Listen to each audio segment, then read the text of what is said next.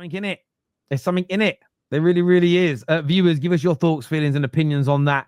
Another team, obviously, in the media a lot at the moment.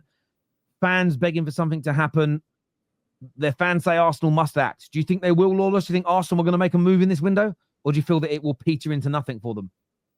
No, yeah, I feel like they're going to, like, at this point, they have to. And I think they know the pressure to bring someone in, whether it is someone that is going to make a big impact, and you don't want to have to, like I said about, panic sign someone just because, oh damn, we're desperate.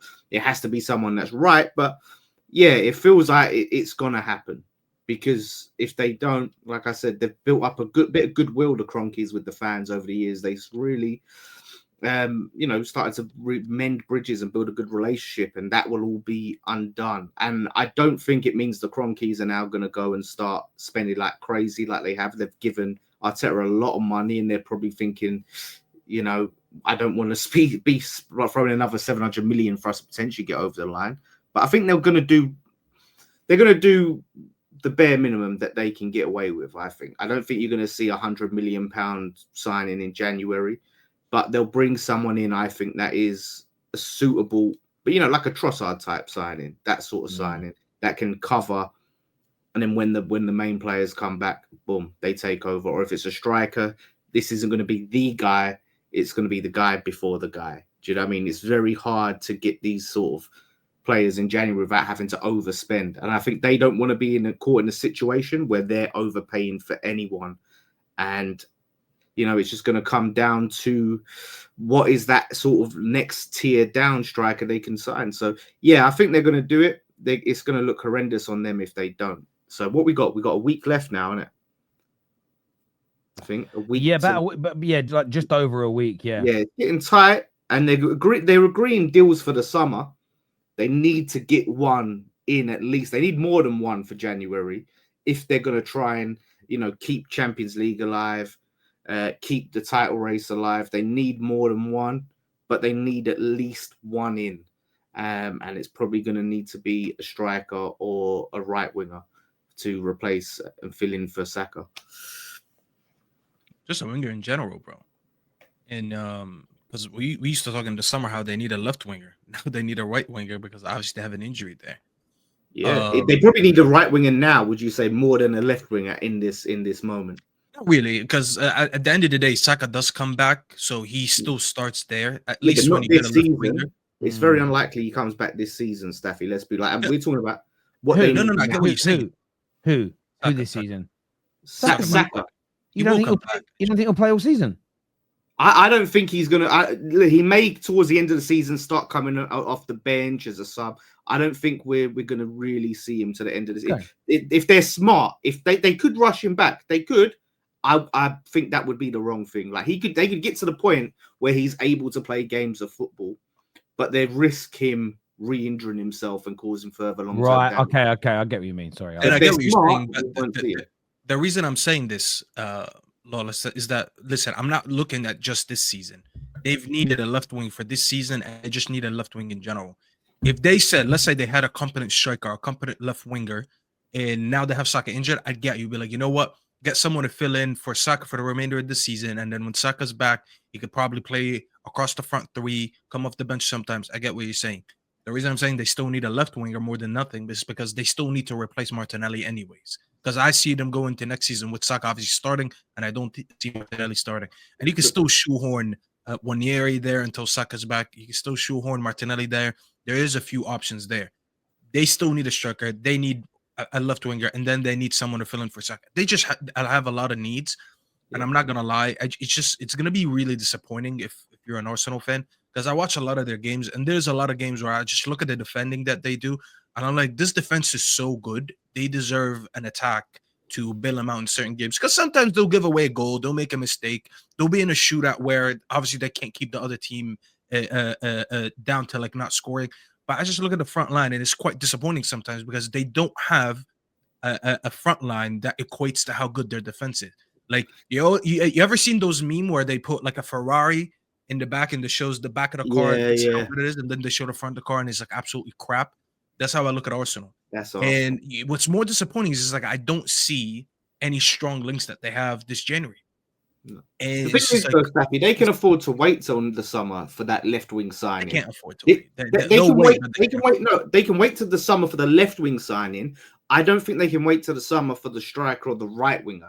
And that's what I'm saying. When I'm saying right wing is a higher priority, long term, left wing is a higher priority. But what I'm saying is for January, for them this season, so we're talking about them potentially still trying to get something out of this season. Right wing has to be a higher priority because Martinelli is still, even though they need to improve him, he's still good enough. The drop off on the right wing is a lot bigger. So for them, if you look this season, Steph, if we're talking right, if they I know want what to you try mean, and still win the Champions League, still win the league, what should they prioritize? Right I wing, left I wing? just think equally both sides right now are as bad as each other because Saka's not there. That's the difference. You probably rate the left wing a little bit more now. I just don't rate it. And like I look at they're linked with Cunha, and I'm not gonna lie, look at that signing, and I don't get it. They should not be pursuing Cunha. Cunha is going to be expensive, and it's not what they need. Like he couldn't be he further, and it's not because I want him to net it. I promise you, I swear if he goes to Forest, I swear to God, Forest is a better fit for him than Arsenal. Because I look at what Arsenal need, and at least I'll be consistent with what I'm saying. Right now, I've been saying they either need a left winger or they need a striker. When you need a striker, now Cunha could play across the front three, right? He could play in the 9, 10, left, and potentially on the right. I haven't seen him on the right, but I'm sure he could do it. The difference with Cunha is Cunha, if he plays in a transitional team like Force or a transitional team like United, because we're not really that position-based team. Even when we're the finished article with Amarim, we shouldn't be just a position-based team. They need someone who's in front of the ball, not behind the ball. So when I say behind the ball, is because I look at Cunha. Cunha is one of the best ball carriers in the league, right? They have the way that they set up their midfield and their front three. They don't really have a position that's tailor made for him. So if you bring in Cunha, you're gonna either put him on the left or you're gonna put him in the 9. So the way Arteta has his nines, his left wingers playing, they play more like touchline wingers. You have Saka doing a little bit more of the creative thing. He cuts in a little bit more, gets into the box and all that. But then you have on the other side, they don't play the way that Cunha plays. Cunha likes to pick up the ball and he likes to drive into the box. Martinelli doesn't really do that. Cunha is not going to pick up the ball and just go to the byline, and that's not his job. And if you put him in the 9, you can shoehorn him there. But like, I'll be very honest with you, Cunha doesn't have a great conversion rate. It's because he's not that type of player. They need, and Hassam said it, I think the best. He did it on that one show we all did together when everyone's on Straight Facts together. He said they need a robotic striker. And what I think he meant to say is they need a 9 that just camps into the box, gets minimal touches probably in the game. Probably is not the easiest on the eye, but all he's going to do is he's going to create space in the box. He's going to make the right runs, and he's going to score like one every like 3-4 chances created. Basically equivalent to what Haaland does. Not at the same rate, but what Haaland does. I look at Cunha, you could shoehorn him into something, but you don't really have the position for him. Even in the midfield, because I saw some people saying play him in the 10.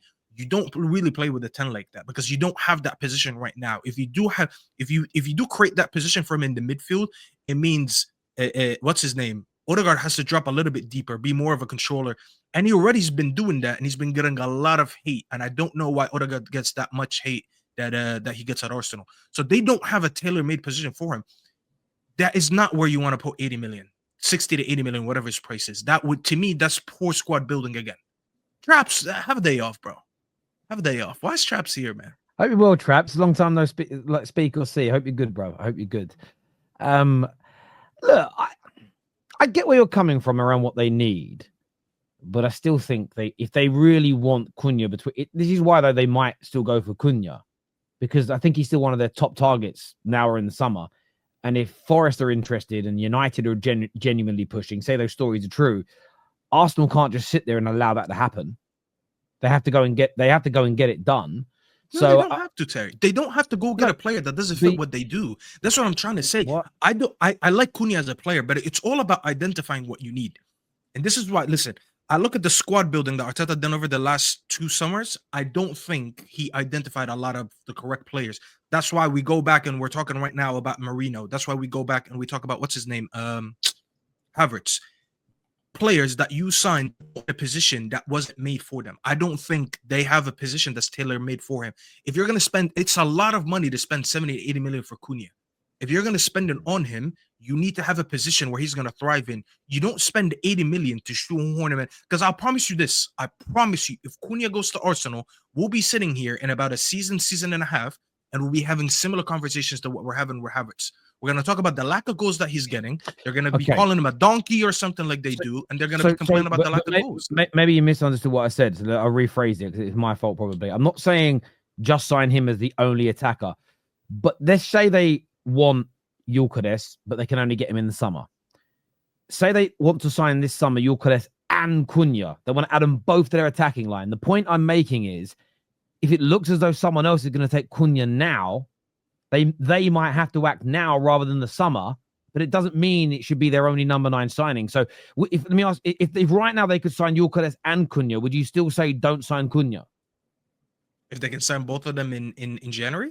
If they could, yeah, whether it's January in the summer, if they could sign Cunha and another out-and-out number 9, is Cunha a good bit of business for Arsenal, or do you think they should avoid him altogether? I still don't think so. It's because it's one of those where I don't think the relationship works. I look at what your needs versus what you're getting, and I don't think it's a good match. He reminds me a lot, and he's a lot better off the ball than him, but he reminds me a lot of Trossard. Trossard is not really a left winger. He's not really just an out 10. He's not really a false 9. He can play multiple positions. Like, you look at how he was used at Brighton. He was used a lot different than Arsenal, which I still think he's been decent for Arsenal. But I just look at him and I'm like, there's a reason why Trossard comes off the bench. He doesn't have one position that fits him, especially off the ball. I mean, Cunha would be magnificent off the ball. Don't get me wrong. I look at Cunha. Cunha is one of the best off the ball pressers. So if you put him in an Arteta system, 100% off the ball, he'd be amazing. It's more on the other side. I don't think Arsenal needs someone like him. So if you tell me, oh, but it's an opportunity, what if someone else gets him? I really wouldn't care, because at the end of the day, it's not what you need. You know what I'm saying? That's all it is. I think that money should be prioritized for an out-and-out 9 or a real left winger. Cunha is not a real left winger. He needs a style of play that is similar to what Emery's trying to do, in my opinion, or Nottingham Forest. I think he would bang at Nottingham Forest. Him and what's his name, Morgan Gibbs-White on the transitions. Oh my days! Like, I swear to God, if Forest get him, I'll be disappointed because United didn't get him. But I swear to God, if they get him, I'll make a serious cost for them to finish in the top 2, because they're already flying. To add someone like him to the Nuno system, the way that they play off the ball, and then the transition, I swear it's a match made in heaven. And this is, I promise you, this is not Arsenal hate. Okay. I just think 80 million should be spent a lot more wisely than that. How happy would you be if Garnacho was to leave Man United and Cunha was a replacement? I'd be out of this world, bro. Bro, you wouldn't contain me online. You wouldn't be able to contain me, because like, we'll get the equivalent of Ahmad on the other side, because I think Ahmad is probably one of the best pressers in the Premier League. Like, the amount of goals that Ahmad scores because of his own work is absolutely amazing. And I look at Cunha. Just go watch again that game that we played against Wolves. Cunha was all over the place. And you know what I love about Cunha? He likes to get dirty. Like, you know how we talk about Bruno, Terry? It's like, oh, like when we're not winning the game, he wants to make something out of nothing. He's demanding the ball. He's trying to run all around and get the ball. Go look at that game again. The amount of times that Cunha tracked back Ahmad, tackled him, won the ball, and started the counter-attack himself is absolutely amazing. I look at him, and I actually tweeted that yesterday. You could go to my Twitter right now. I said, if Ineos flip Garnacho for Cunha, and I just put the clapping emojis, because I couldn't believe that would be amazing business for what we need. But as I said again, because I'm seeing the chat is rattled, I promise you, this is not an Arsenal agenda. I'm not hating on Arsenal. I'm generally, this is my honest opinion as a man of what I think about what Arsenal need. 80 million on Cunha is not what you need. It might be better than what you have. I'm not saying that, but it's not the right way to spend that money, in my humble opinion.